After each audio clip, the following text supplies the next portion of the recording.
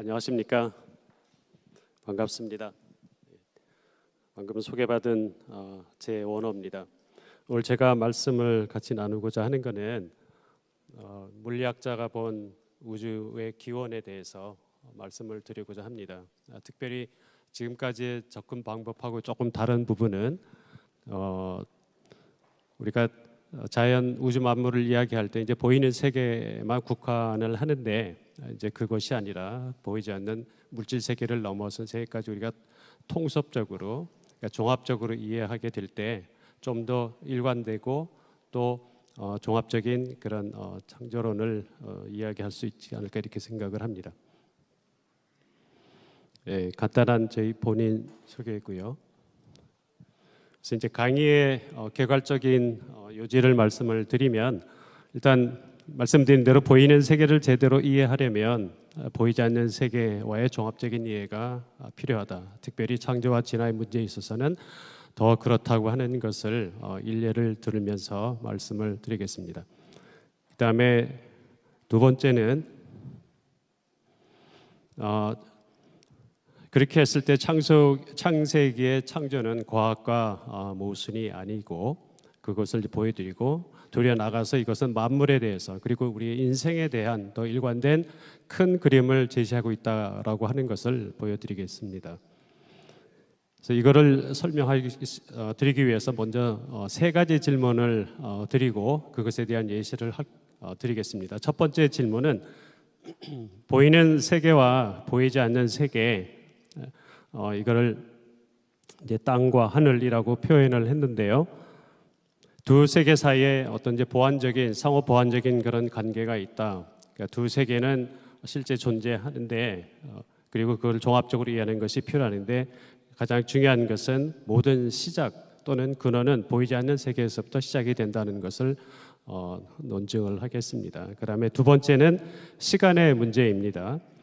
시간에 대한 이제 과학적인 이해를 하게 됐을 때 그것의 의미를 우리가 우주의 나이의 문제에 있어서 적용을 해보고요. 우주의 나이가 만약에 이제 길다면 그것이 창세기에서 얘기하는 특별히 창세기 1장에서 얘기하는 창조의 과정과 순서적인 면에서 어떤 비교를 해보고 모순이 없다는 것을 말씀을 드리고자 합니다. 세 번째는 그렇다면 우주의 나이가 만약에 길다면 이 아담의 문제가 생기게 되는데, 과연 아담이라고 하는 그 인물이 역사적인지 또는 상징적인 인물인지에 대해서 얘기를 하게 되는데, 그러면 이제 결국 죄와 죽음의 문제, 선악과 문제, 구원의 문제까지 이제 연결이 될 텐데요. 이것의 가장 중요한 근거는 인간과 동물의 차이가 과연 뭐냐라고 하는 것을 말씀을 드리겠습니다. 첫 번째, 보이는 세계와 보이지 않는 세계를 말씀을 드릴 때 우리가 자연이라고 얘기를 하면 스스로 그렇다라고 이야기를 합니다. 또는 이제 스스로 존재한다 이렇게 얘기를 하는데요. 이제 라틴어 표현도 있고 헬라어 표현도 있습니다. 근데 우리가 굉장히 자연스럽다 얘기할 때는 인간적인 어떤 영향이 별로 들어가지 않은 모습을 자연스럽다라고 얘기를 하는데, 오늘날에는 자연 또는 자연주의 이런 것을 얘기할 때는 도리어 이제 신의 영향이 배제되는 것으로 오용이 되고 있다라는 이런 생각을 갖게 됩니다. 그리고 이제 이런 해석에 있어서 또는 관찰과 해석에 있어서 인간이 항상 영향을 주게 된다라고 하는 것입니다. 인간의 영향이 없을 수가 없다라고 하는 것이고요. 특별히 이제 뇌의 문제에 있어서도 어떤 것을 계속 듣다 보면 세뇌 교육까지 받다 보면은 전혀 보는 관점이 달라지는, 그리고 그것이 진리라고 생각하는 것이, 인간은 누구도 절대적인 객관성은 불가능하다. 인간으로서 오직 절대적인 객관성을 가지고 있는 분은 제가 알기로는 이제 예수님밖에 없다라고 이렇게 생각을 합니다. 우주 만물은 그렇다면 이제 스스로 존재할 수 있는가라고 하는 질문인데요. 제가 가지고 있는 생각, 또 여러분하고 나누고자 하는 것은 두 세계는 이제 상호 보완적이다라고 하는 것을 말씀을 드리는데, 상호 보완적이라고 할 때 이거는 이거고 저건 저거 그냥 따로 분리하고 상황에 따라 따로 생각하면 된다라는 뜻이 아니라, 두 세계는 실제로 존재하는 것이고 우리가 과학이나 인생이나 모든 것을 조명을 하게 될 때 이 전체적인 더 큰 그림에서 봐야 된다라고 하는 것이 이제 저의 생각이고요. 그래서 아까 말씀드린 대로 모든 시작은 보이지 않는 세계에서 시작이 된다. 이것이 상이라고 얘기하면 실상이라고 하는 것입니다. 그렇다면은 우리가 살고 있는 보이는 세계는 이제 현상이라고 하는 것이죠. 근데 이에 대한 접근을 보이지 않는 걸 어떻게 우리가 접근을 할 거냐? 뭐 거창하게 과학이나 신학이라는 얘기를 쓰지 않더라도 우리가 상식적으로, 그리고 우리가 성경, 왜냐하면 보이지 않는 세계에 대한 성경이 가장 정확하게 기술을 하기 때문에 이 상식과 성경을 근거로 하겠습니다. 과학이라고 하는 것은 여기 있는 대로 이제 물질에서부터 시작을 하고요. 물질 배후에 에너지가 있고, 그럼 에너지가 끝이냐? 아니다. 에너지 배후에는 또 법칙이 있다. 그럼 법칙은 어디서 왔느냐? 이제 그것을 찾아가는, 아직 거기까지 질문이 아닐 수도 있지만 이제 많은 과학자들이 그 얘기를 하려고 하고 있고요. 성경이라고 하는 것은 이제 순서는 다릅니다. 창조주에서부터 시작하고 창조주의 그 말씀, 그리고 말씀에 있는 그 운동력을 통해서 형체가 나타났다라고 성경 이야기를 합니다. 근데 이거를 따로따로 보고 또 이렇게 다르게 생각하고 모순이 있다고 생각하는 것은 우리가 한 차원을 높이게 될 때 상황이 달라지게 되죠. 여기 보시면 이 원기둥 같은 이 모양이 있습니다. 원기둥 모양이 이제 그 빛을 비추는 조명하는 방향에 따라 위에서 비치면은 나타나는 그림자는 동그라미가 되고요. 옆에서 빛을 비추게 되면 나타나는 그림자는 사각형이 됩니다. 우리가 그림자만 놓고 보면 삼각형과 이 원하고 사각형은 다르기 때문에 서로 다르다, 모순이다라고 얘기할 수 있지만 우리가 한 차원을 높이면 하나의 원기둥이라고 하는 것이죠. 우리가 어떤 관점에서 보느냐에 따라 다르게 보이는 것이라고 하는 것이죠. 그러니까 그렇다고 이제 동그란 것만 또 따로 이해하고 사각형만 따로 이해하는 것이 아니라 동그라미를 제대로 이해하려고 해도 원기둥을 알아야 되고 사각형도 마찬가지로 원기둥을 알아야 된다는 것을 말씀을 드리고요. 과학자 아인슈타인도 과학 없는 종교는 장님이고 종교 없는 과학은 절름말이라고 이야기를 합니다. 우리에게는 더 큰 그림, 우리가 생각했던 것보다 더 큰 그림을 갖는 것이 필요하지 않을까라고 생각을 합니다. 이 나무는 세계에서 가장 큰 나무, 미국 캘리포니아 공원에 있는 나무인데요. 110m 정도, 100m가 조금 넘는 그런 나무입니다. 이 나무를 우리가 개념적으로 그리면 땅 위에 보이는 나무로 되어 있지 않습니까? 그렇죠? 근데 이 보이는 나무가 다가 아닙니다. 왜냐하면은 그 밑에 뿌리, 보이지 않는 나무가 있다고 하는 것이죠. 나무가 높다고 하는 것은 그만큼 뿌리가 깊다고 하는 것이고, 우리 눈에는 뿌리가 보이지 않지만 사실 나무를 떠받치고 있는 것은 뿌리라고 하는 겁니다. 위에 보이는 나무는 없어질지라도 그러나 뿌리가 살아있으면 반드시 또 나무가 나오게 되는 것이죠. 사실 나무가 자라는 과정도 마찬가지입니다. 하늘에서 비가 내릴지라도 그 비가 나뭇잎에 떨어지는 그 물을 식물이 나무가 흡수해서 나무가 자라는 것이 아닙니다. 하늘에서 비가 내릴지라도 반드시 땅을 통해서 그리고 뿌리를 통해서 흡수한 물과 영양분을 통해서 나무가 자라는 것이죠. 그러니까 사실은 이 나무를 지탱하고 있는 것은 뿌리라고 하는 것이고, 그러나 보이지 않기 때문에 없다고 생각하지만은 그러나 이 실체 나무 전체를 볼 때는 이 두 가지가 굉장히 중요한 것이고, 시작은 그러나 근원은 뿌리라고 하는 것이 있죠. 보이지 않는 나무라고 하는 것이 중요하다 말씀을 드립니다.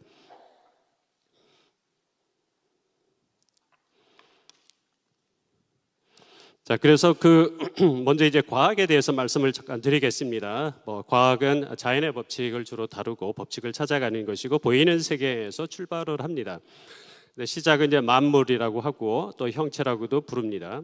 근데 이제 만물이 그냥 있는 것이 아니라, 예전에는 이 물질이 있으면 물질을 계속 파도 보면은 그 속에 이제 물질로 돼 있다라고 하는 그런 유불론적인 생각이 있지만, 그러나 아인슈타인이라고 하는 사람이 나타나를 통해서 E라고 하는 것은 이제 에너지입니다. M이라고 하는 것은 물질을 특정화시키는 물리량, 질량을 얘기합니다. 그러니까 물질, 질량은 사실은 에너지로 되어 있다라고 하는 것을 알게 된 게 사실은 100년이 조금 넘습니다. 그러니까 만약에 제가 100년 전에 강당에 서가지고 여러분 이러한 물질은 물질로 되어 있는 게 아니라 에너지로 되어 있습니다라고 하면은 어서 미친 사람이 왔다고 해서 아마 강단에서 쫓겨났을 겁니다. 근데 사실 이런 고체라고 하는 것도 이거 파고 보면 원자가 있고요. 원자 속에는 핵과 전자가 있는데 그 속에는 대부분이 빈 공간입니다. 그러니까 사실은 빈 거라고 생각할 수도 있지만 이렇게 형체를 가지고 있는 이유는 서로 붙들어주는 에너지가 있기 때문이라고 하는 것이죠. 그럼 에너지만 있으면 다 만물이 만들어지느냐? 그렇지 않습니다. 그래서 오늘날의 과학이라고 하는 것은 에너지 뒤에 있는 어떤 그런 정보, 아이디어를 찾아가는 것이 오늘날의 학문입니다.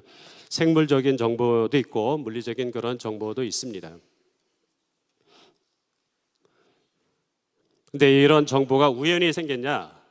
아니면 누군가에서 주어졌느냐? 기분이라고 썼는데요. 이제 우연히 될 수 없다라고 하는 것을 나중에 보여드릴 거고, 그런데 기분이라고 말씀을 드린 것인데 보통 이제 갓 기분, 우리가 내가 누구도 잘 모른다고 얘기할 때 영어 표현을 nobody knows라고 얘기하지 않습니까? 근데 이거를 다른 표현으로 사람들이 얘기할 때 only God knows라고 얘기를 합니다. 그러니까 이거는 사실은 이제 갓 기분이라고, 우리가 사람들이 이해하지 못할 때는 우리가 갓 기분이라고 얘기를 하는데, 그렇다고 해서 우연을 의미하는 것은 아닙니다. 이제 과학자들은 그래도 그 이전 정보가 도대체 어디서 왔는가는 이제 과학의 질문의 대상이 아니다라고 하는 것이 아니라 그것에 대해서도 뭔가 이야기를 하려고 합니다. 요즘에는 이제 양자 요동, 뭔가 양자 세계에서 요동하는 것들이 이러한 물질들을 생기게 된다, 또는 홀로그램 우주론, 이제 우주라고 얘기했을 때는 이런 다양한 생각들이라고 이야기를 하지만 여전히 이제 가설의 수준이라고 할 수가 있죠. 근데 반대로 이제 성경을 보면 이제 영적인 법칙, 성경을 근거로 한 영적인 법칙이고 보이지 않는 세계에서 출발을 합니다. 그럼 이제 창조주, 영으로 표현하는 영이신 창조주, 그리고 온전한 인격이라고 얘기를 하고요. 이 창조주는 그냥 있는 것이 아니라 말씀을 한다. 이거 성경에서는 이제 지혜라고 표현을 하더라고요. 또는 이제 과학자들은 정보라고 하기도 하고 아이디어라고 하기도 하고 법칙이라고 얘기하기도 하고, 이제 성경을 찾아보니까 하나님의 말씀은 살았고 운동력이 있다. 에네르게스, 에너지, 운동력을 이야기합니다. 그 말씀에 있는 운동력을 통해서 만물이 나타나게 됐다라고 성경은 표현합니다. 그의 능력의 말씀으로 만물을 붙드셨다. 그의 주께서 지혜로 그들을 지으셨다라고 이야기를 합니다.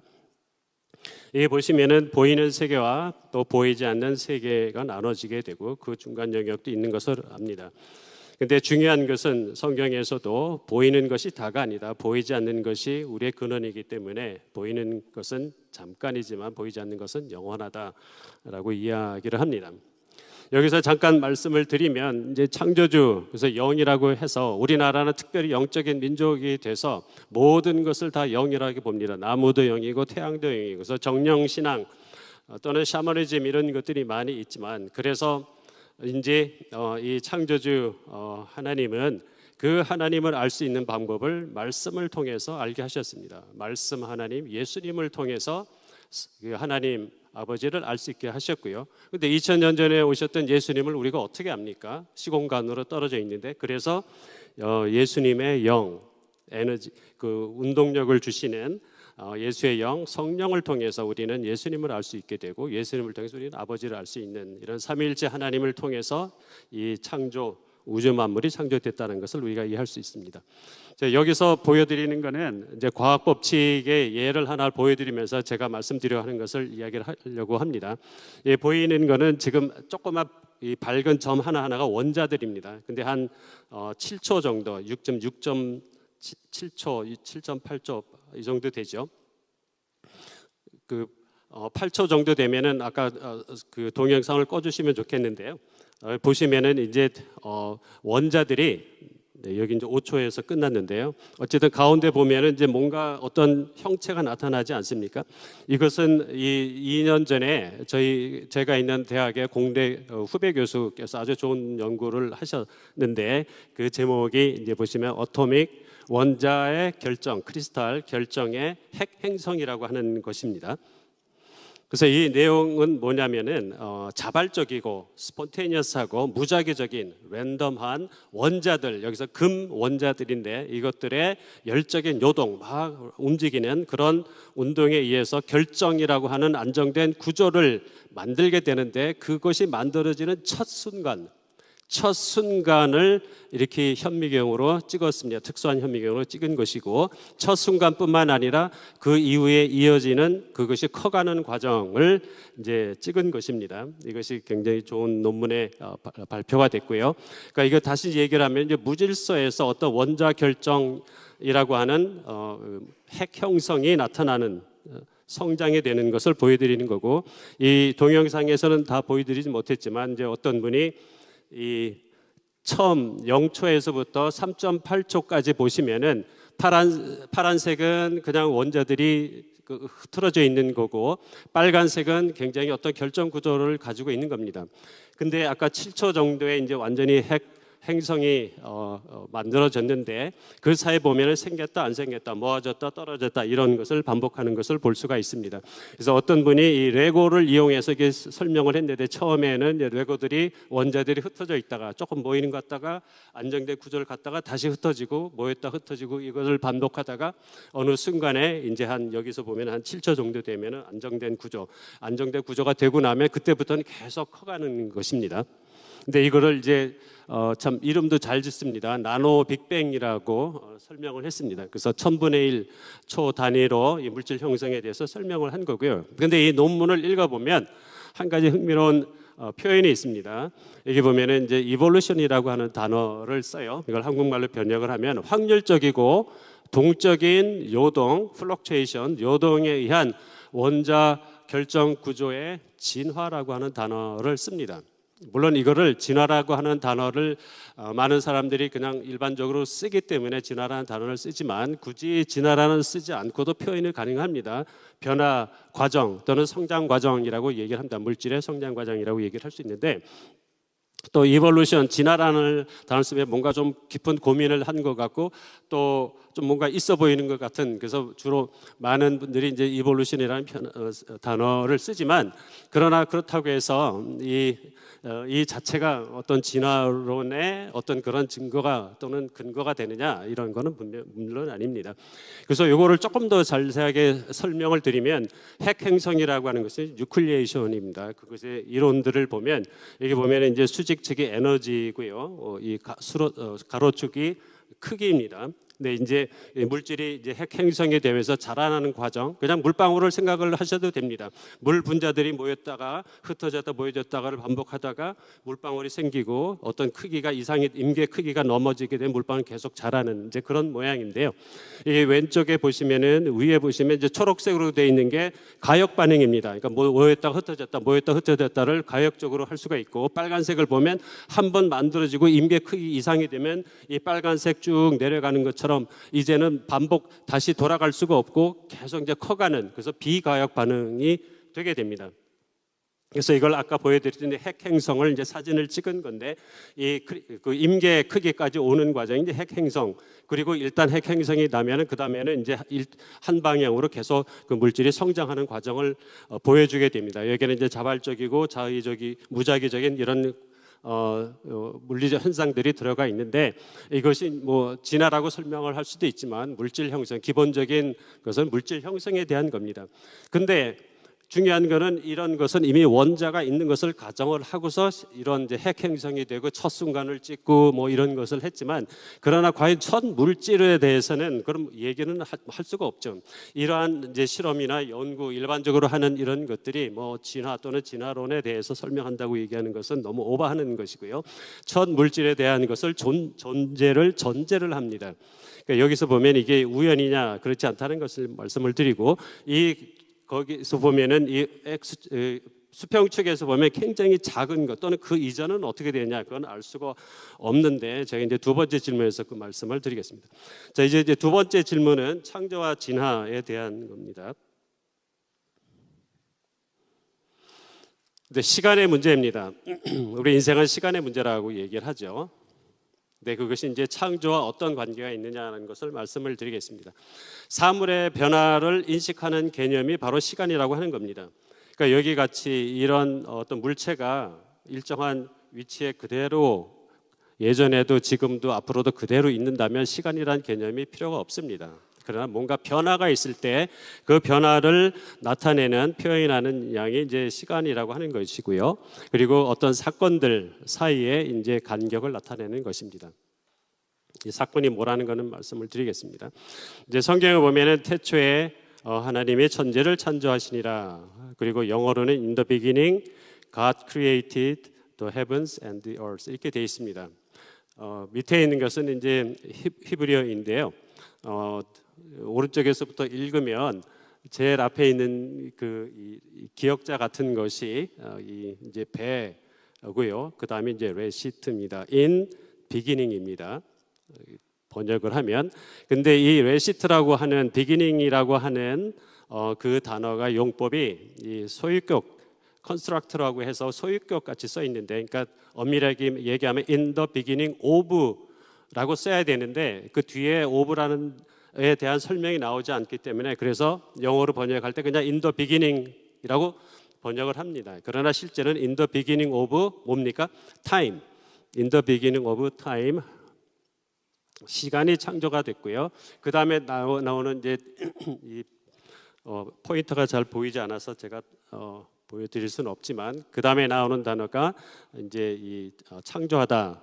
그리고 그 다음 세 번째 단어가 엘로힘 하나님, 그 다음에 에트는 이제 정관사, 그 다음에 샤마임 하라고 하는 것, 이 하나 둘 셋 넷 다섯 번째 오른쪽에서 다섯 번째 단어의 제일 앞에 있는 이렇게 어떤 뚜껑 같은 단어가 이제 하인데 그것이 또 정관사입니다. 더입니다. 더 샤마임 헤븐즈.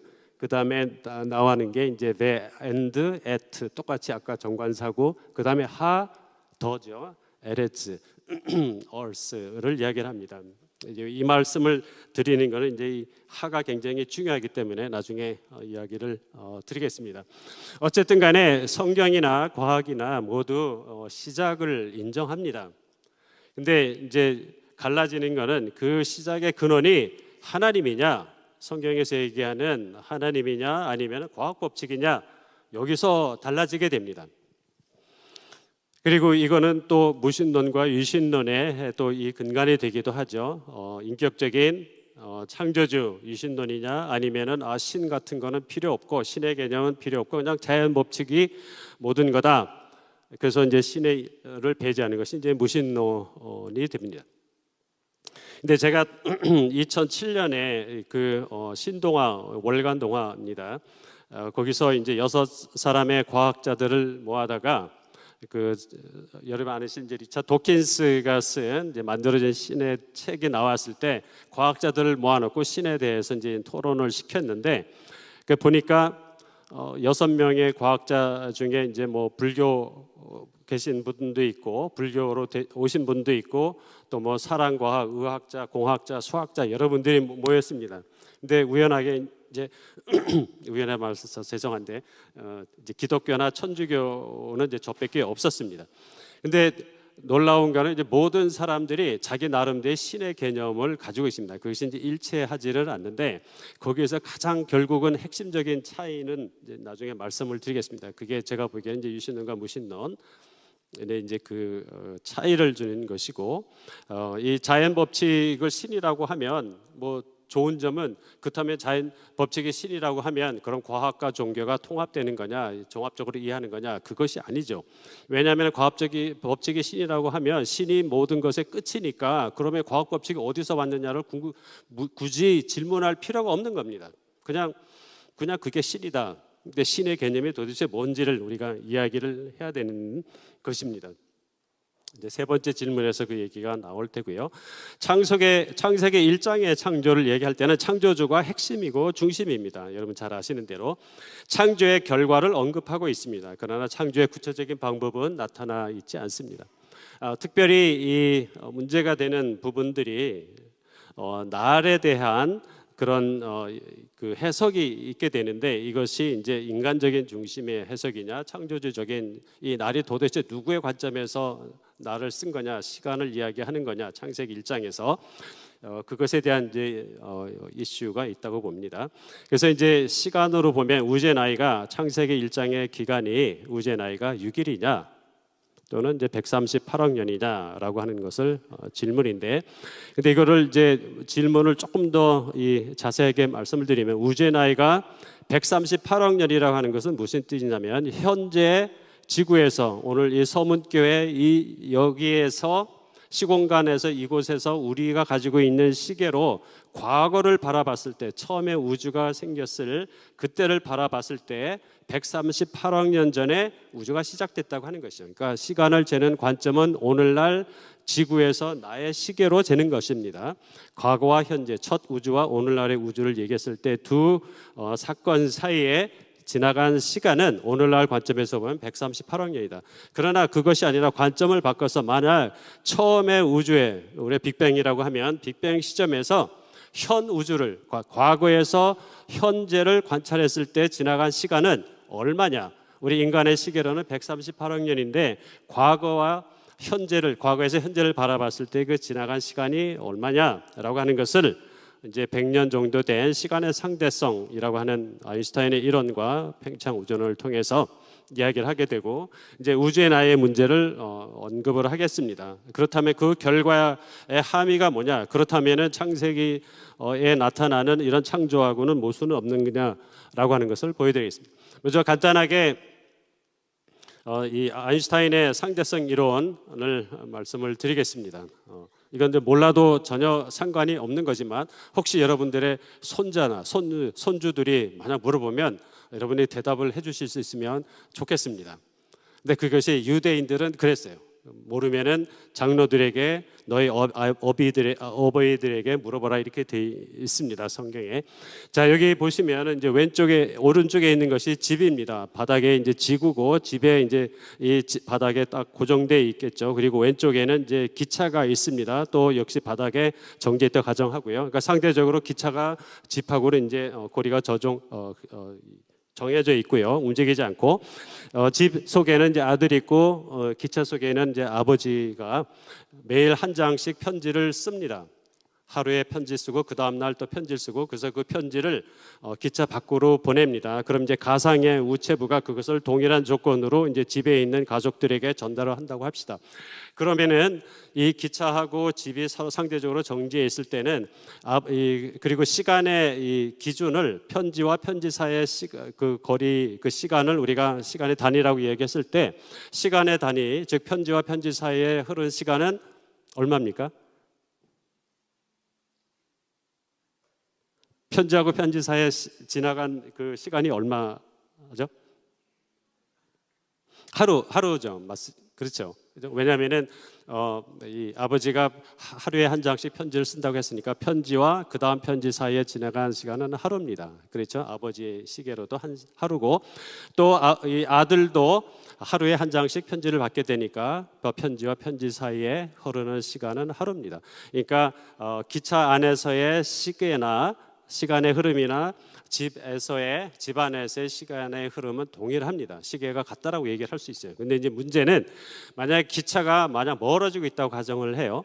그러면은 여전히 움직이는 기차 속에서는 아버지는 편지를 여전히 하루에 한 장씩 보냅니다. 근데 한 장을 보내고 난 다음에 그 다음 장을 보낼 때 하루 동안에 기차가 움직이니까, 동일한 조건으로 우체부가 집에 배달했을 때는 그만큼 시간이 길어지게 되죠. 그러니까 집에서는 편지를 받아보고 그 다음 편지를 받아볼 때 지나간 시간이 하루보다 길입니다. 그죠? 속도가 빠르면 빠를수록 하루가 아니라 열흘이 될 수도 있고, 한 달이 될 수도 있고, 1년이 될 수도 있고.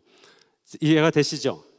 그러니까 어느 두 가지 동일한 그 사건, 그러니까 이 편지와 편지라고 하는 그 하나의 시간 단위를 봤을 때, 움직이는 시계로 보면은 하루가 움직이지 않는 시계로 봤을 때 그거는 뭐 하루가 아니라 1000년이 될 수가 있다고 하는 것이죠. 이 움직이는 이 기차가 초기에 굉장히 빨리 확장하고 있는 움직이는 그런 기차라고 생각할 수가 있고, 이 집은 오늘날 여전히 팽창을 하고 있지만 상대적으로 거의 정지 상태에 있는 집이라고 생각을 할 수가 있습니다. 그래서 움직이는 시계가 더 천천히 간다. 시계가 천천히 간다는 건 뭐냐면은 시간이 더 짧아진다. 어떤 사건하고 사건 사이에 측정하는 시간 간격이 짧다. 이해가 되시죠? 시계가 천천히 간다는 것은 더 짧은 시간으로 측정이 된다라고 하는 겁니다. 그래서 이렇게 초기 우주와 오늘날의 우주를 생각을 했을 때 왼쪽을 이제 초기 우주를 우리가 움직이는 기차라고 생각을 하고 오른쪽에 이제 정진 우주를 집이라고 생각을 하겠습니다. 이제 상대성 이론에서 얘기하는 움직이는 시계가 정지해 있는 시계보다 상대적으로 천천히 갑니다. 빨리 움직일수록 시간은 더 천천히 가게 되죠. 두 사건 사이에 짧은 시간으로 측정이 됩니다. 빠르게 팽창하는 초기 우주의 시계는 거의 정지된 지금보다 매우 천천히 갔을 겁니다. 그러니까 중요한 거는 뭐 얼마나 천천히 갈 거냐, 그냥 길다라고 얘기하면 안 되니까요. 근데 이제 과학자들이 팽창 우주론을 허블 망원경을 통해서 관측을 했고요.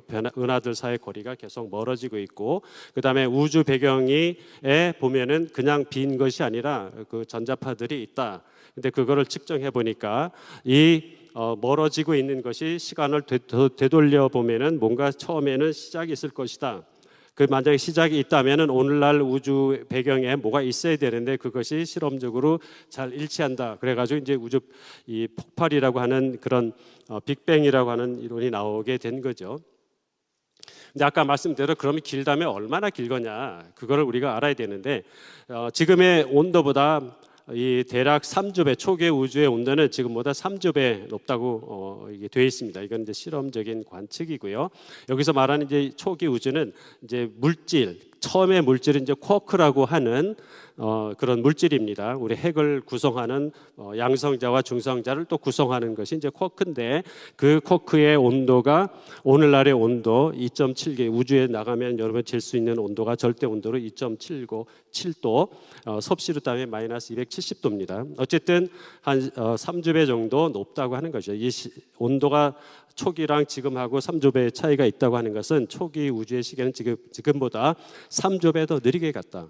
그러니까 초기 우주의 1초는 오늘날 시계로 보면 9만 년에 해당하게 됩니다. 이것을 아주 간단하게 그냥 계산을 하고 지수적으로 이것이 이제 팽창하면 식을 테니까 그걸 지수적으로 감소한다고 하면 처음에는 2분의 1을 줄고 그럼 2분의 1에 2분의 1 줄고 그 다음에 2분의 1에 2분의 1에 2분의 1이 줄고 이런 식으로 하루하루를 잡으면 다 합치면은 한 160억 년이 되는데 이거를 이제 슈레더라고 하는 분이 가속 팽창 속도를 이제 보정하게 되니까 다 합치면 제1일과 둘째 날, 셋째 날 해서 여섯째 날까지 다 합치니까 한 139억 년, 뭐 138억 년이라고 같다고 얘기를 할 수가 있습니다.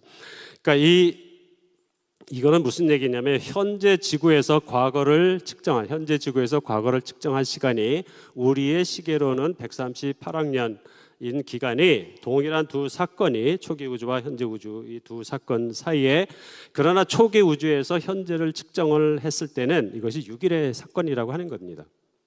거기다가 이제 아담까지 6,000년을 더하면 뭐 조금 짧은 기간이 되겠죠. 자, 그런데 요거에 대해서 이제 조금 더 말씀을 드리기 전에 그러면은 이게 기차가 뭐 그래도 빨리는 움직이지만 세상에서 가장 빨리 움직이는 건 빛입니다. 만약에 빛의 속도로 움직였을 때는 시간이 어떻게 될까라고 하는 것이 좀 안 궁금하시겠지만 혹시 누가 물어보면 또 이렇게 얘기를 해주시면 우리 할머니, 할아버지 또 아빠, 엄마를 굉장히 존경할 거라 생각이 듭니다. 빛은 아주 특이합니다. 1초에 30만 킬로미터를 속도로 달리는데 그러나 이 빛의 속도는 그 어떤 물질도 도달할 수 없는 절대성을 갖습니다. 이거보다 높은 빠른 속도로 움직일 수가 없고요. 이 속도는 유일하고 나아가서 그러면 이제 굉장히 빨리 가니까 이거는 아까 이 우주가 팽창하는 속도보다 훨씬 빠른 거거든요. 근데 그럼 빨리 가면 시간이 더 줄어들게 되죠. 내가 만약 빛 속에 있으면 그렇죠. 시간이 줄고 굉장히 천천히 갈 텐데 얼마나 천천히 가냐면은 완전히 정지해요. 시간이 정지해. 그래서 이거를 사람들이 뭐라고 얘기하냐면 영원한 현재. 시간이 딱 멈춰 있으니까 이게 현재도 없고 과거도 없고 미래도 없는 겁니다. 이것들이 다 세 점이 하나로 뭉쳐져 있는 거예요. 잘 이해가 되시진 않죠. 근데 1987년에 지구에서 17만 년 광년, 일광년은 이제 잘 아시는 대로 빛이 1년 동안 지나간 거리인데 17만 광년이라는 아주 멀리 떨어져 있는 슈퍼노바 초신성이 폭발하면서 그 빛이 지구에 도착했는데 그것을 천문대에서 그 빛을 관측을 했습니다. 그래서 그것이 17만 광년 떨어진 거라고 하는 것을 알게 됐는데, 이 얘기는 뭐냐면은 지구 시간에서 관점에서 보면 그 빛은 언제 그 별을 떠났다? 17만 년 전에. 그렇죠? 근데 우리의 시계로 보면 그것이 지구에 도착하는 데까지 우리의 시계로 얼마나 걸렸다고요? 17만 년. 자, 근데 두 개의 똑같은 사건 사이에 만약에 빛이 별을 출발하면서 빛과 같은 속도로 빛 속에서 만약에 그 시간을 쟀다면은 빛이 별을 떠날 때랑 빛이 지구에 도달했을 때까지의 걸린 시간은 얼마예요? 네? 그렇죠. 제가 책을 2권 가졌는데 한 권 드리겠습니다. 0초입니다. 0초. 이해가 되세요? 이해가 당연히 안 되겠죠. 근데 이것이 이제 과학이 얘기를 하는 거예요. 그게 정말 시간이라고 하는 개념이 우리가 생각하는 절대 이런 개념이 아니구나라고 하는 것을 알게 됩니다. 근데 역사상에 보니까 내가 빛이다라고 얘기한 분이 있었더라고요. 이 빛이라고 하는 것이 굉장히 유일하고 절대성을 갖는 것처럼 시공간의 물질 세계 안에서 비물질적인 성질을 가지고, 왜냐하면 물질은 절대로 빛의 속도를 도달할 수가 없으니까 절대성을 가지고 절대적인 한계가 되어 있는 거고, 영원성, 시간의 영원함을 보여주는 그런 특성을 가지고 있다라는 것이 이제 예수님이죠. 그래서 예수님은 빛이라. 그러니까 시간의 개념이 전혀 다르요. 우리에게는 과거가 지나야 현재가 되고 그 다음에 미래가 되고, 그래서 우리는 미래를 알지 못하기 때문에 걱정이 되기도 하지만, 이 예수님에게는 시간의 개념이 뭐예요? 그냥 현재가 벌써 미래를 다 하나가 그냥 점으로 돼 있는 거예요. 영원한 현재라고 하는 것이죠. 이것이 바로 이제 천국이라고 이야기할 수가 있고요. 자, 그래서 아까 상대성으로 우주의 나이를 탄 것에 대해서 이야기 드린 것에 대해서 조금 요약을 하면, 초기 우주의 관점에서, 즉 빠른 속도의 팽창 상태에서 현재를 바라본 6일의 사건은 현재 우주의 관점, 상대적으로 정지되어 있는 상태에서 과거를 바라보면 138억 년의 사건이다. 첫 번째는 이 두 관이 다 맞습니다. 그러니까 질문을 우주의 나이가 얼마냐고 얘기했을 때 더 정확한 질문은 누구의 관점에서 누구의 시계로 쟀을 때냐라고 물어봐야 되는 거죠. 그러니까 보는 관점에, 보는 시계에 따라서 다르게 보이지만 사실은 두 같은 사건입니다. 그렇죠? 물론 창세기 1장은 절대자의 관점에서 쓴 겁니다. 그러니까 하나님에게는 6일이 되는 것이죠. 인간에게는 더 긴 시간이 되는 것이고, 두 시간이 맞습니다. 관점에 따라 달라지게 되고, 그 얘기는 성경의 기사가 맞다고 하는 것을 보여드립니다. 더 구체적인 얘기는 조금 이따 보여드리고요. 성경은 계시의 문헌이고, 창세기 1장은 창조주의 관점에서 시간을 기록합니다.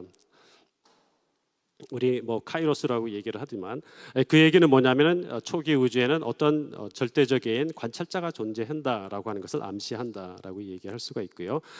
그러나 이제 창조의 과정은 이제 구체적인 그런 세부 사항은 여전히 탐구를 해야 되는 것이죠. 긴 시간이라면은, 그러면은 또 인간에 대해서는 어떻게 되냐, 그 얘기는 나중에 드릴 텐데, 그러나 중요한 한 가지 여러분이 꼭 기억하셔야 될 거는, 긴 시간, 138원이 길다면 길고 또 짧다면 짧지만, 어쨌든 그렇게 충분히 긴 시간에 주어진다고 할지라도 절대로 우연히 진화는 이루어지지 않는다.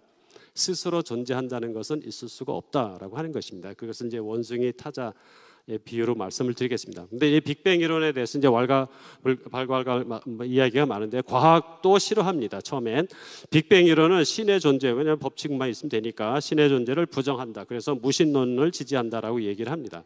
근데 이 과학자들이 그러면 초기 빅뱅 이전은 도대체 뭐냐, 어떻게 빅뱅이 시작됐냐고 했을 때, 아까 말씀드린 양자요동을 가지고 우주가 갑자기 커졌다라는 얘기하기도 하고 여전히 이제 문제들이 많이 있는데, 그러나 이제 사람들이 이야기하는 것은, 양자이동을 얘기하는 것은 아주 특이한 자연 법칙이 존재할 거다. 예를 들어서 비물리적이고 시간을 초월한, 시공간을 넘어선 어떤 영원한 세계의 이런 법칙이 존재해서 그 속에서 어떤 양자요동이 있으면 그것들이 빅뱅을 일으킬 수 있다. 근데 이것이 비물질적이고 절대적이고 시간을 초월한 영원적인 분은 어떤 그런 거는 이제 성경적 하나님이라고 얘기를 하는 거죠. 근데 종교도 또 싫어합니다. 빅뱅 이론은 신의 존재를 부정한다. 그래서 이제 이단적이다라고 이야기를 합니다. 근데 사실은 이제 빅뱅은 사람들이 많이 그거는 진화의 근거다, 그리고 진화 이거를 수도 없이 많은 사람들이 이야기를 하니까 정말 그거라고 생각을 할 수가 있지만 아까 보여드렸던 대로 아까 그 실험에서 보였던 대로 이걸 진화라는 단어를 쓸 수도 있지만 굳이 쓰지 않아도 표현되는 것을 진화라고 쓰고 그것을 계속 반복해서 쓰다 보면은 그게 사실이냐 그것을 확장하다 보면은 아예 이 빅뱅도 하나의 진화의 근거다라고 이렇게 오해를 할 수가 또는 확장해서 생각을 할 수가 있다라고 하는 것이죠. 무에서 유를 창조한 것을 이제 암시를 하고 성경적으로도 우주의 시작이 있음을 분명히 이제 선포를 하고 있고요. 그러나 그 내용이 과연 모순적이냐라고 하는 것을 조금 이따 보여드릴 텐데 일단 시간이 길다고 해서 우연히 생길 수가 없다라고 하는 것을 이 조지 월드라고 하는 유명한 이제 생리학자, 생물학자 뭐라고 사이언티픽 어메리칸이라고 하는 아주 그 보편적인 대중 잡지, 과학 잡지에 54년에 뭐라고 썼냐면 시간이 충분히 지나면 불가능이 가능해지고 가능한 것은 개연이 되고 개연적인 것은 확실히 분명해진다. 그래서 기다리기만 하면 된다. 시간 자체가 기적을 행한다라고 이야기를 했는데 25년 후에 동일한 사이언티픽 어메리칸에서 이 논문을 철회를 했습니다. 그래서 뭐라고 얘기했냐면 단순한 분자의 우연한 조합이 단일 박테리아를 생성하는 유일한 원동력이라면 우주에서 경험할 수 있는 것보다 138억 년이라고 하는 기간이 주어져도 안 되고 더 많은 시간이 필요할 것이다 라고 이야기했습니다. 예를 들어서 이게 원숭이가 타자를 치는데 타자를 원숭이가 무작위적으로 실행을 수없이 반복하게 되겠죠. 그렇다고 했을 때 어떤 의미 있고 안정적인 어떤 정보 복잡성을 만들어낼 수가 있다라는 것은 잘못된 가정이라고 하는 것이죠. 여기 간단하게 그 근거를 보여드리면 이게 애국가가 4절로 500자 그 기억니은 모음을 하면 500자입니다.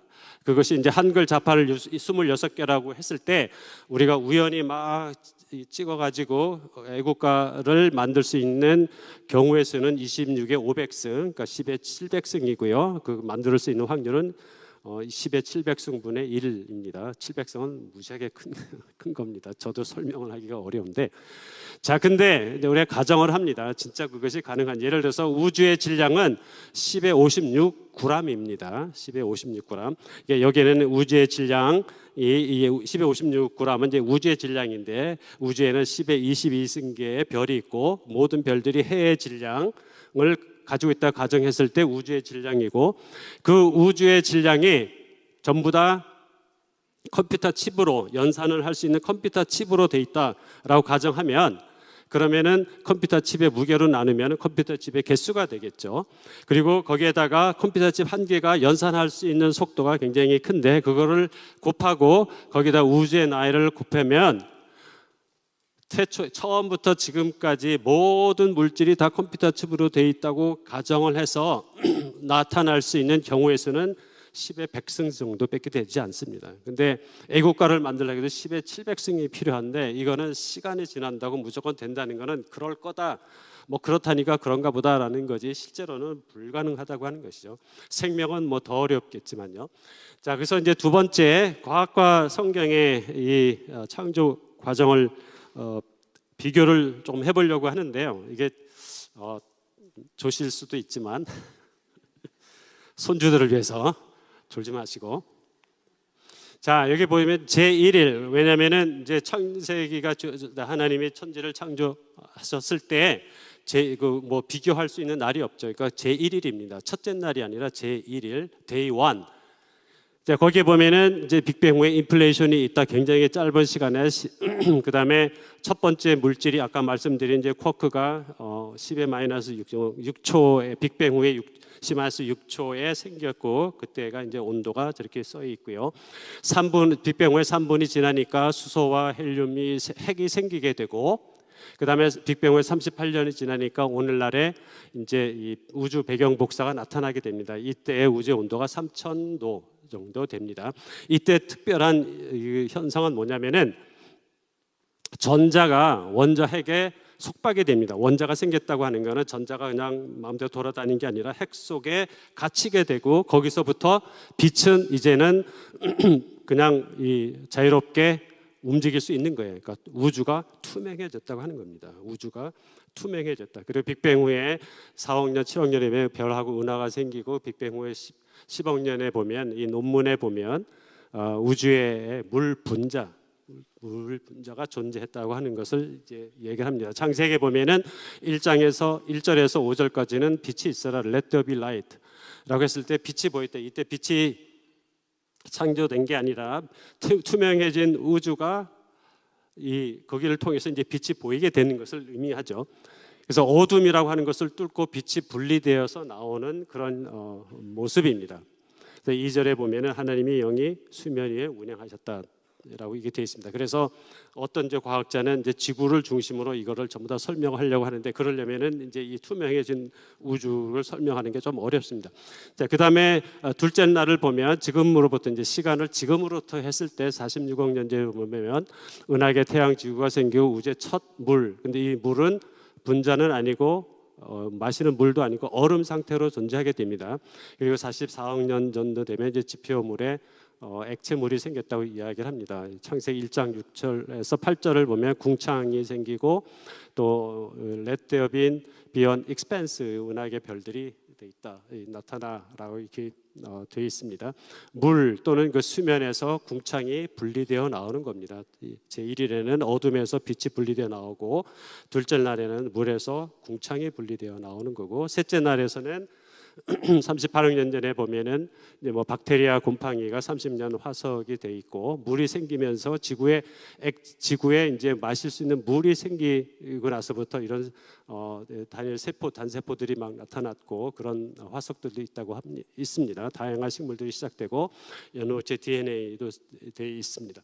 근데 이제 창세기에 보면은 이제 9절에서 13절은 물 가운데 드러나라, let the water 이 생산을 해라 이렇게 하나님이 명령을 하시죠. 창조주가 let the land 또 produce 풀과 채소와 나무에서 물에서부터 묻이 분리되어서 드러나게 되는 이런 사건이고요.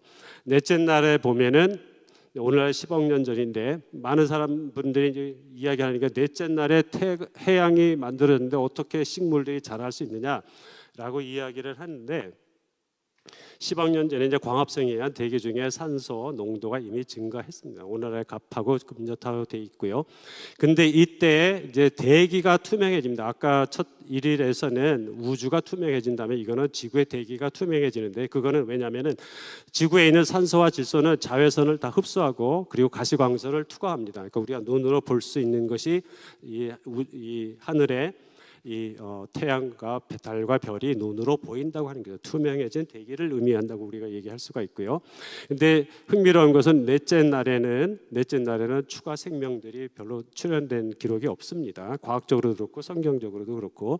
그래서 넷째 날에는 이제 대기가 투명해지고 그리고 탈무드에서도 이제 천체가 보이기 시작했다라고 하는 표현으로 이것을 해석을 합니다. 넷째 날을. 다섯째 날에는 우리가 잘 아는 이제 캄브리아 비기를 통해서 굉장히 화석의 폭발적인 출현들이 나타나고 20절에서 23절에 보면 다섯째 날에 이제 다양한 생물들 이런 것들이 종류대로 창조됩니다.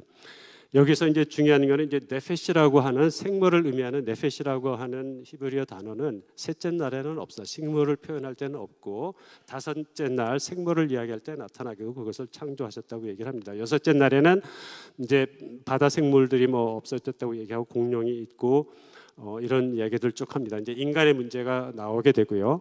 성경으로는 24절 31절에 땅의 생물, 가축, 땅의 짐승, 기는 것 종류대로 그리고 사람을 이제 창조하셨다고 이야기돼 있죠. 이제 26절하고 27절이 조금 다릅니다. 이제 그거를 하나님의 형상으로 창조했다는 게 뭐고 인간에 대한 얘기를 뭐냐를 나중에 말씀을 드릴 텐데 중요한 거는 지금 얼마나 지났죠? 10시 15분이요? 네네. 여기서 볼 수 있는 거는 예를 들어서 우리가 시간의 관점에서 볼 때 오늘날의 관점에 우리의 관점에서는 우주가 긴 시간일 수 있다. 오케이. 그러면은 창조주의 관점에서는 6일의 사건이니까 전혀 성경이 모순이 없죠. 성경은 여전히 아주 그 유효한 겁니다. 6일 동안 창조를 하셨으니까. 근데 우리에게 문제는 그럼 긴 시간인데, 그럼 긴 시간이면은 뭐 진화나 우연이라는 것이 있을 수가 있느냐? 일단 첫 시작은 우연이라는 것이 있을 수 없지만, 그러나 이제 별이에서 빅뱅을 통해서 오늘날까지 오는 것을 우리가 진화라는 단어를 쓰지만 굳이 진화라는 표현을 쓰지 않고도 충분히 설명을 할 수 있는 그런 내용이라고 하는 것이고요. 그 과학적인 또는 이제 빅뱅에 근거하는 이제 과학의 설명들이 성경하고 이렇게 비교를 했을 때 우리가 성경을 조금 더 잘 이해를 하면 무오순이 없다. 왜냐하면 성경이 그 과정을 이야기하는 것이진 않지만, 그렇다고 해서 성경이 또 과학하고 완전히 모순되면 또 그것도 창조주의 어떤 그런 모습에서 좀 벗어나는 것이 아닌가. 디테일한 과학서는 아니지만 그러나 기존의 과학하고도 다르지 않을 수 있다. 그러나 중요한 것은 시간이 길다고 해서 절대로 우연히 물질이 생명이 생길 수 없다라고 하는 겁니다. 자, 세 번째 이제 이 인간과 동물의 차이를 얘기할 수밖에 없는 것은, 그럼 긴 시간 우리가 아담이라고 하는 이슈가 이렇게 나오게 된다. 우리 인간은 도대체 뭐냐? 동물하고 차이가 뭐냐? 다 똑같다고 하는데, 그리고 그럼 우리가 이 아담 그런 인재들이 나오게 됩니다. 자, 이거를 제가 이해하는 바대로 한번 말씀을 드리겠습니다. 우리 창세기 1장 1절에 보면 아까 샤마임, 하샤마임이라고 되어 있지 않습니까? 이 하늘이라는 것은 복수형입니다. 복수의 개념. 근데 물론 이제 신학교에서는 이거는 복수라고 쓰지만 그러나 실제 단수의 개념이다라고 이렇게 말씀을 해요. 그런데 또 히브리인들의 그런 관점에서 굳이 복수로 쓴 것에는 또 다른 의미가 있지 않을까. 그래서 생각해 볼 수 있는 것은 보이지 않는 영적인 세계까지, 스카이가 아니라 헤븐즈라고 했을 때는 우리가 성서에 보면은 셋째 하늘이라고 하는 바울의 어떤 그런 개인적인 경험을 돌에 맞아서 죽을 때 어떤 자기의 셋째 하늘에 이 경험했다고 하는 그런 얘기가 나오죠. 그래서 우리가 이제 영이라고 하는 것하고 혼이라고 하는 것하고 육이라고 하는 것, 어떤 분들은 영혼을 하나로 보기도 하고 영혼 육을 나눠서 보기도 하는데, 이제 성경에 보면은 영혼 육을 나누는 그런 성경들이 분명히 있습니다. 데살로니가전서에도 그렇고. 그러면 이제 영은 뭐고 혼은 뭐고 육은 뭐냐? 근데 혼은 영과 육, 보이는 것과 보이지 않는, 육은 보이는 거고 영은 보이지 않는 것의 경계에 있는 것이 이제 혼이고, 그 혼이라고 하는 것은 영도 경험을 하고 육도 경험을 하는, 모든 피조물 중에 영과 육을 동시에 경험할 수 있는 것은 오직 인간뿐이라고 하는 것인데요. 그래서 인간이 분명히 차이가 있는 건데, 여기서 하늘이라고 하는 것은 스카이가 아니죠. 여기 보면 이제 영적인 세계, 보이지 않는 세계를 했을 때 창조주가 계시고 영적인 피조물로 천사가 있고 타락한 전사 이제 마귀가 있죠. 영적인 존재들의 특징은 영원하다, 그렇죠? 영으로 돼 있다고 하는 것이고 보이지 않는다. 육이 돼 있지 않고, 그리고 다 말을 합니다. 마귀도 말을 했죠. 그리고 하나님도 당연히 말씀을 하시고, 이 말이라고 하는 것이 소리가 아니라 보이스, 그러니까 이 소리가 아니라 이 말이라고 하는 것은 굉장히 영적이라고 하는 거라고 하는 것을 우리가 압니다. 그렇죠? 말을 알아듣지 못하는 어떤 짐승이나 아이한테 그냥 욕설을 하고 저주를 하면 아이는 못 알아듣지만 어떻게 됩니까? 좀 성격이 좀 변하게 되죠. 분명히 이 말이라는 것이 굉장히 엄청난 그 파워가 있다고 하는 것을 우리가 알 수가 있고요. 하나님이 말씀을 하시는 거기 때문에. 반대되는 이 땅을 보면 이제 흙이 돼 있고 광물, 식물, 동물 있죠. 이것의 특징은 이제 변한다. 흙이라고 하는 것 자체가 변한다고 하는 것을 의미하고, 보인다, 육으로 돼 있고, 또 말이 아니라 운동을 한다라고 돼 있습니다. 그 사이에 이제 인간은 영과 육, 하늘과 땅의 이제 경계에 있는데 혼의 기능을 이제 하나님이 주셨습니다. 그래서 이 기능이라는 것은 이 영도 또 육도, 우리 인간은 동물과 같이 땅의 것으로만 살 수는 부분이 있지만 그걸로만 동물하고 같지가 않습니다. 뭔가 다른 부분이 있죠. 그리고 이 육은 영을 담는 그릇이라고 이제 고린도후서에 얘기를 하고, 이것이 하나님의 형상이라고 이야기를 합니다.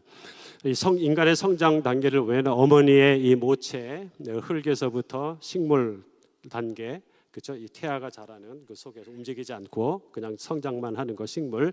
그다음에 이제 동물과 같은 이제 유아기를 통해서 이제 반항기 또는 이제 사역계 이렇게 온전한 인격, 사랑의 인격으로 하나님으로 이제 성장해가는 그런 과정인데, 우리가 인간이 하나님의 형상이라고 하는 것을 저는 이렇게 보통 말씀을 드립니다. 우리가 겨울에 장갑을 끼지 않습니까? 그렇죠? 그러면 이제 장갑은 손의 형상이라고 이야기할 수 있습니다. 그러면 장갑이 손의 형상이라는 건 무슨 뜻이냐면, 장갑은 손하고 좀 비슷하게 생겼잖아요. 그렇죠? 비슷하다는 의미도 있지만은 장갑 속에는 뭐가 들어올 자리가 있다? 손이 들어올 자리가 있는 거예요. 그것이 장갑이 손의 형상이라고 얘기를 하면, 인간이 하나님의 형상이라고 하는 것에는 인간도 역시 하나님과 같이 영적인 피조물로 비슷한 부분이 있지만, 또 다른 의미는 인간 속에는 누가 들어올 자리가 있다? 하나님이 들어올 자리가 있다. 그러니까 인간은 다르다라고 하는 것을 이제 좀 이따 더 말씀을 드리겠습니다. 성경에 보면 영과 육이 창조되는 것을 설명합니다. 근데 진화론은 영과 육에 대한 물질적인 접근, 자연주의적인 그런 접근을 하죠. 진화론은 인간을 그래서 동물에 포함시킵니다. 땅에 속한 자로 분류를 합니다. 그러나 성경은 인간을 하늘에 속한 자로 분류를 합니다. 땅에서 시작하지만, 모체 흙에서부터 시작하지만, 이 성장을 통해서 하늘에 속한 자로 우리를 만들어 가신 것이라고 하는 것이죠. 그래서 이 영과 육은 독립적인 의미지만, 그러나 또 밀접한 관계가 있는 거고, 우리가 부분으로 전체를 설명하는 것은 불가능합니다. 땅을 가지고 하늘을 설명한다? 불가능하고, 하늘만 가지고 땅의 모든 것을 설명을 하려면 하늘을 알아야 된다고 하는 것이고요. 각각에 대해서 할 때 경계에 대한 온전한 이해가 가능하고, 인간은 경계에 있기 때문에 우리의 인생과 구원에 있어서 굉장히 중요하다. 인간과 동물의 차이는 뭐냐? 우리가 이 가슴을 갈라보면 동물도 열어보면은 내장이 있고 사람도 내장이 있고 똑같다라고 얘기를 하지만, 사실 이 큰 차이는 안의 세계가 있다고 하는 거예요. 인간은 반대되는, 시간적으로는 과거와 현재, 차원적으로는 영적인 것과 물질적인 것, 사회적으로는 나와 너, 기능적으로는 이성과 지성, 실존적으로는 삶과 죽음, 이런 반대되는 상황 속에서 늘 선택을 하면서 살아가는, 그래서 무덤도 있고 종교도 있고 역사도 있고 문화도 있고 그렇습니다. 그렇죠? 근데 이 인간의 가장 중요한 거는 안의 세계가, 이 속이 있다고 하는 거예요. 우리가 속담에 보면 10길 물속은 알아도 한 길 사람 뭐는 모른다. 속은 모른다. 사람 속은 모른다고 하는 거예요. 배는 부른데 뭐가 허하다고요? 속은 허하다. 여러분, 아침을 드셔서 배는 부르니까 속도 다 충만하시다라고 얘기를 하시면, 정말 속은 없이 그냥 사시든가, 아니면 정말 속은 확 열려 있어가지고 이 창조주와 인격적인 교통을 하든가, 둘 중에 하나겠죠. 또 이 구약 성경에 보면 새 영을 너희 속에 두고 새 마음을 너희에게 준다. 예수 신약에도 보면 너희 안을 먼저 깨끗이 하라. 그리하면 겉도 깨끗하리라. 그래서 인간을 이야기할 때, 사람을 이야기할 때는 속사람이 있고 겉사람이 있습니다. 속사람이 있고 겉사람이 있는데, 동물을 이야기할 때 흙으로만 되어 있는, 그리고 혼이 조금 있는 동물에 대해서는 속돼지가 없습니다. 오직 겉돼지, 그냥 돼지일 뿐입니다. 분명한 차이가 있습니다. 인간에게는 하나님이 영으로, 사랑으로 들어오실 공간이 있다라고 하는 것. 그래서 이 여러 가지 이슈가 있는데 시간상 좀 줄이겠습니다. 그래서 이제 조금 정리를 하면, 영이라고 하는 것은 하나님은 사랑이다. 또 마음, 그러니까 마인드라기보다는 하트라고 우리가 이해를 하면 좋겠어요. 하나님은 영이다, 하나님은 사랑이다. 그러니까 영을 받으면 사랑이 되는 거예요. 하나님의 말씀을 들으면 그냥 소리를 듣는 것, 정보를 얻는 것 같은데, 그 말씀 속에는 하나님의 영이 담겨져 있어요. 어머니의 자식을 향한 그 말, 갓난아기한테 할 때 말을 하면 정보가 전달되는 게 엄마의 사랑이, 그 영이 아이에게, 갓난아기에게 전달이 되는 거예요. 그러니까 무슨 말을 하느냐 굉장히 중요하죠. 그래서 하나님의 영을 받아 하나님을 사랑하게 돼요. 영은 사랑이라고 이해를 하셔도 괜찮을 것 같습니다. 반대되는 땅은 밖의 세계는 이제 영을 담는 그릇이라고 말씀드려요. 인간은 네페시 또는 푸시케라고 하고, 이 영과 혼의 어떤 경계에 하나님이 두셨고, 그래서 안의 세계가 있다고 하는 거 굉장히 중요합니다. 안의 세계, 우리에게는 안의 세계가 없고 그냥 겉으로만, 몸으로만 살면 되고, 동물같이 뭐 그보다 조금 낮게 도덕적으로 살면 된다, 아닙니다. 그 이전에 우리에게는 영이 살아야 되는 것이 굉장히 중요한 것이죠. 그렇지 않으면 우리 혼적으로밖에 살 수가 없는 거죠. 이마고 데이.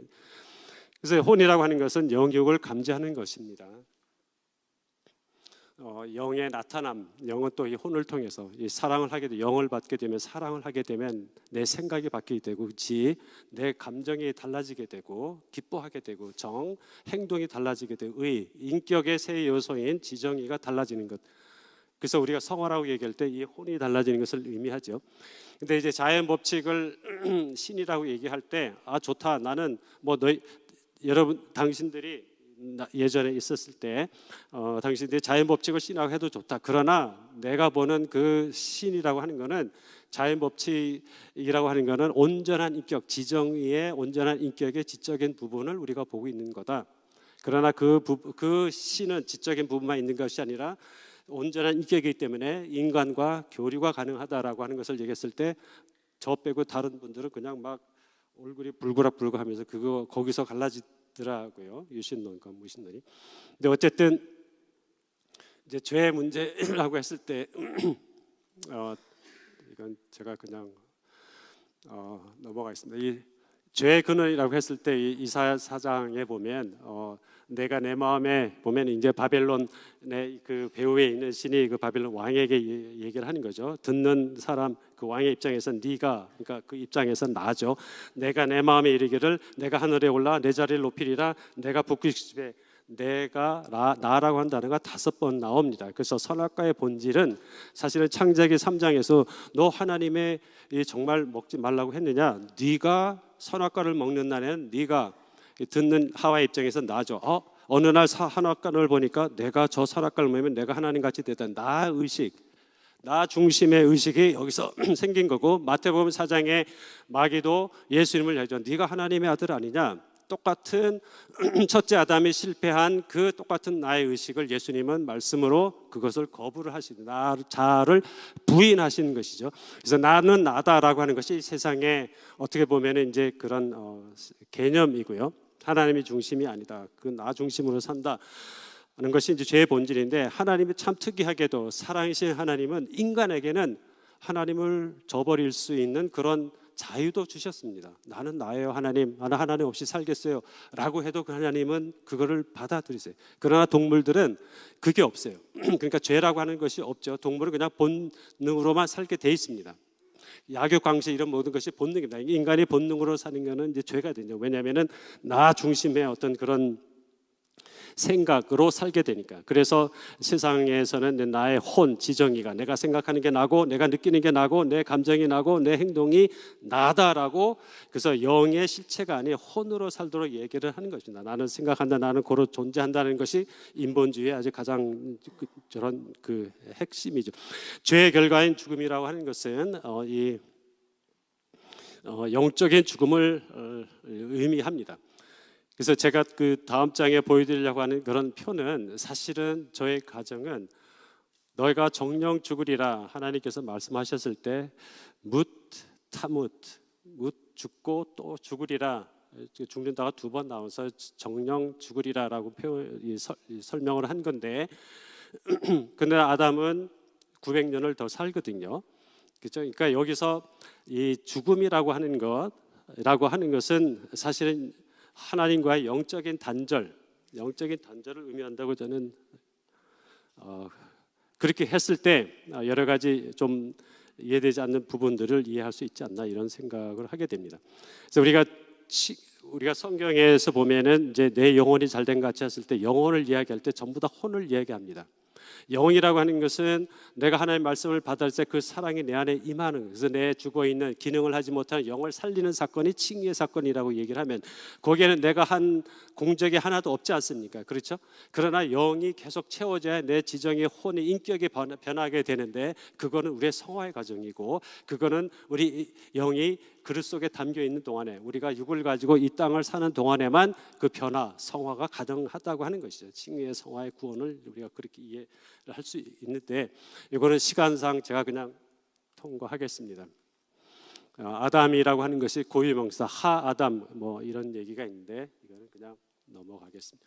그래서 이 정리를 하면 아까 시작에서 또 진화라는 얘기를 했을 때 물질, 아까 실험을 얘기했을 때 물질의 성장 이전에 이제 핵 성장, 그러나 거기에는 이제 첫 물질이 존재하는 것이죠. 필연이라고 하는 것을 이제 개입을 하는 거고, 이거를 이제 우주 빅뱅이라 보면 저 같은 사진을 보이던데, 빅뱅을 통해서 우주 형성, 뭐 진화라고 할 수 있지만 또 뭐 부를 수는 있지만 자연 법칙인 거고, 그것이 양자이동으로 설명하려고 하지만 그러나 비물질적인, 아까 말씀드린 비물질적인 뭔가의 존재가 있어야 된다, 필연이라고 얘기를 하는 거고, 생명나무를 보도 우리가 생물 번식이 있고 그거를 생물의 시작이라고 했을 때 분명히 하나님은 이제 네페시를 창조를 했죠. 그렇다고 해서 뭐 원숭이가 타자도 그 글자도 못 만드는데 생명이 우연히 생길 수 있다는 건 이제 불가능한 거예요. 인간 이거는 그냥 넘어가겠습니다. 그래서 창조와 진화의 논쟁을 봤을 때 창조냐 진화냐는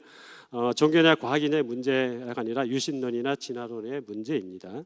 신의 개념은 사람마다 다르고 다양하기 때문에 유신론과 무신론의 차이는 결국 인격적인 신을 인정하느냐 여부라고 생각하고, 자연 법칙은 인격적인 신의 하나의 지적인 부분이 나타난, 인격의 한 부분이 나타난 거라고 했을 때 온전한 인격체인 창세기 하나님의 존재를 의미할 수가 있다라고 하는 것을 말씀을 드리고요. 무신론자도 객관적인 관점에서 보면 신의 존재를 인정하는 것이 가능하다는 것이 무신론자 아주 유명한 앤소니 플루라고 하는 철학자가 죽기 전에 그렇게 이제 고백을 하죠. 창조론이 왜 과하게 되려고 하는가라고 하는 비판이 있습니다. 근데 이제 모든 시작에는 항상 아까 조금 전에 보였던 대로 창조가 있는 것이고 필연이 있는 것이고, 그 이후에는 진화라는 표현을 써도 되고 변화라는 표현을 써도 됩니다. 반면에 현재 진화론은 많은 연구 업적에도 불구하고 근원을 규명하는 이론은 아닙니다. 그리고 긴 시간이 주어져도 우주 만물의 첫 시작은 우연이 아니라는 거, 필연이라고 하는 것을 말씀을 드렸고, 하나님의 긴 시간 가운데 우연의 방법을 통해서 진화를 이루셨다고 주장하는 것은 상당히 부분적인 이해. 천주교의 입장을 보니까 우주 탄생에 대해서는 이 교황께서 2014년에 뭐라 했냐면 빅뱅의 첫 순간은 우연이 아니라 창조주 하나님의 개입이라는 필연성에 의해서 발생된 것이라는 것이 천주교의 공식 입장이고, 진화론을 보면 진화는 진화하는 존재들의 창조를 전제한다. 진화하는 생명체에는 하느님이 창조하신 태초의 첫 생명체를 전제로 존재한다라고 되어 있습니다.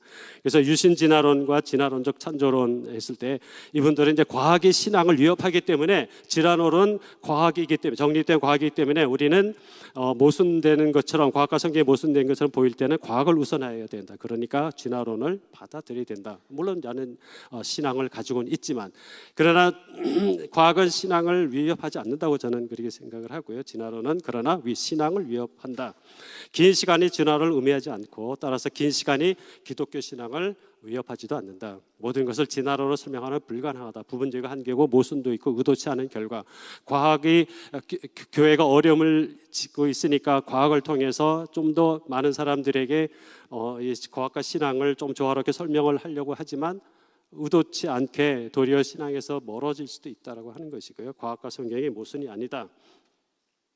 창조 같은 경우에는 과학과 성경이 모순인 것처럼 보일 때 성경을 우선을 합니다. 그러나 하루라고 하는 것을 누구의 관점에서라고 했을 때 여전히 해석의 문제가 있을 수 있는 것이고, 마지막 맺는 말은 이제 보이는 물질 세계가 보이지 않는 영적 세계에 대한 종합적인 이해가, 우리가 물질을 볼 때도 항상 큰 그림에서 그 그림자로서를 보게 될 때 우리가 조금 더 일관되고 종합적인 이해가 가능하게 되고, 그러면 이제 온전한 인격인 영육을 사랑의 창조 하나님에 대한 인격적인 이해, 우리 인간의 구원, 이런 부분들이 새로운 의미를 갖게 되는, 우리 산다고 하는 것, 시간 안에서 하나님 우리를 여전히 흙을 입고 놔준 이유가 있다라고 하는 것이요.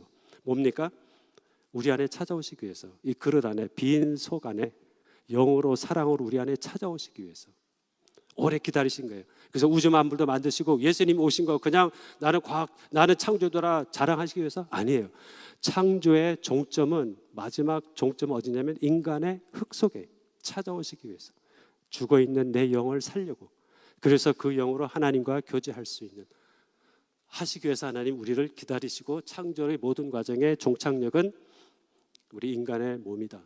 성경 과학과 모순이 아니면 창조 구원의 큰 그림, 온전한 선택이고, 유신론과 무신론 중에서 우리 아이들에게는 조금 더 이런 조건을 통해서 그들이 스스로 선택할 수 있어요. 무조건 물론 가르쳐야 되긴 하겠지만 억지로 하게 되면 또 다른 얘기가 들어올 때 또 헷갈리가 있을 수 있으니까 우리가 조금 더 큰 그림에서 설명할 수 있으면 좋지 않을까라고 하는 것이 저의 마지막 생각입니다. 감사합니다.